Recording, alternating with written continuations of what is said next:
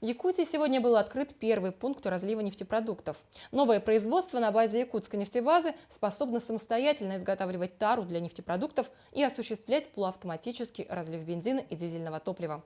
Подробности в сюжете Афанасия Николаева.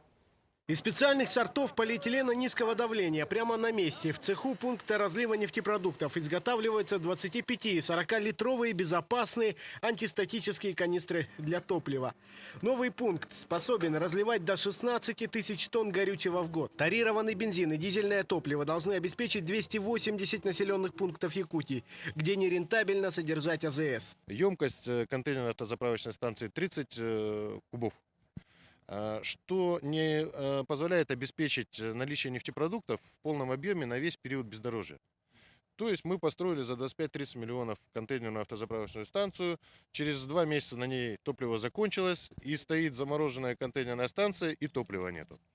Здесь же мы можем, исходя из потребности каждого конкретного населенного пункта, привезти 5 контейнеров, 6, 7, то необходимое количество по тем видам топлива, которые требуются жителям конкретного населенного пункта. Мало того, благодаря удобству и безопасности тары значительно упрощается логистика доставки топлива в отдаленные районы с сезонной транспортной схемой.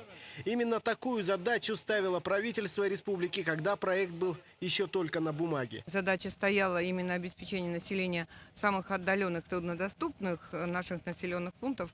Конечно, после того, что вот технологически уже все запущено, будем решать вопросы доставки, то есть транспорта. Да, механизмы доставки какие. Будем транспортную логистику смотреть и уже исходя из транспортной логистики обеспечивать население. При отсутствии такой тары мы завозили только весенне-летний период, это до пунктов хранения, это центральная нефтебаза в райцентрах. Потом завозили только автозимникам, это зимне-весенний период. Вот, сегодня имеется возможность накапливать емкости и с открытием автозимника, значит, уже до его закрытия доставлять до пунктов назначения. Тара будет реализовываться населению за 1000 рублей за штуку. Причем обменивать ее на другую, заполненную канистру можно будет бесплатно. Либо сдавать тару за возврат 90% ценной канистры. Причем даже при условии смены механизма доставки и наличия тары существенного роста цен на горючее не ожидается. Арктической группе районов на сегодняшний день, как сказала Галина Накентьевна, мы будем совместно с курирующим нас комитетом по жизнеобеспечению, совместно с правительством Республики Саха-Якутия рассматривать вопрос о возможности компенсации транспортных затрат. И тогда уверены, что и в труднодоступных арктических населенных пунктах стоимость будет адекватная. Сейчас уже в рабочем режиме в новом пункте идет производство тары и разлив нефтепродуктов. В ближайшее время первая машина с тарированным топливом прибудет в село Мадут Намского района.